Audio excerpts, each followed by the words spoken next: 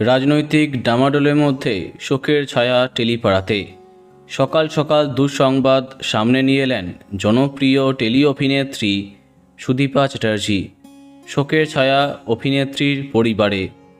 কদিন আগে তার স্বামী অগ্নিদেব চ্যাটার্জিকে তড়িঘড়ি হসপিটালে নিয়ে যাওয়া হয়। পরপর দুবার স্ট্রোক হয়েছিল তার। বেশ কদিন ডাক্তারের পর্যবেক্ষণে থাকার পরে ভালো হয়ে ওঠেন তিনি, কিন্তু এরই মধ্যে তাদের পরিবারে মৃত্যু সংবাদ। নিজের প্রিয় ননদকে হারিয়েছেন সুদীপা। এদিন একটি আবেগঘন পোস্ট করেন অভিনেত্রী।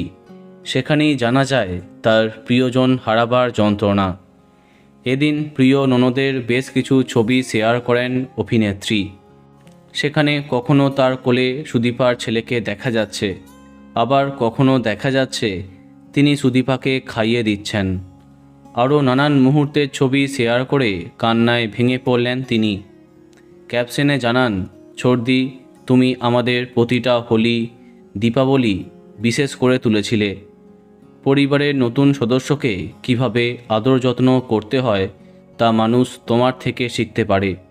এই পরিবারে আমার শুরুর দিনগুলিতে তুমি যেভাবে আমাকে গ্রহণ করেছো, রক্ষা করেছো, তা তোমায় অন্যদের থেকে এগিয়ে রাখে। তোমার সুন্দর আত্মা শান্তিতে থাকুক। ওম শান্তি।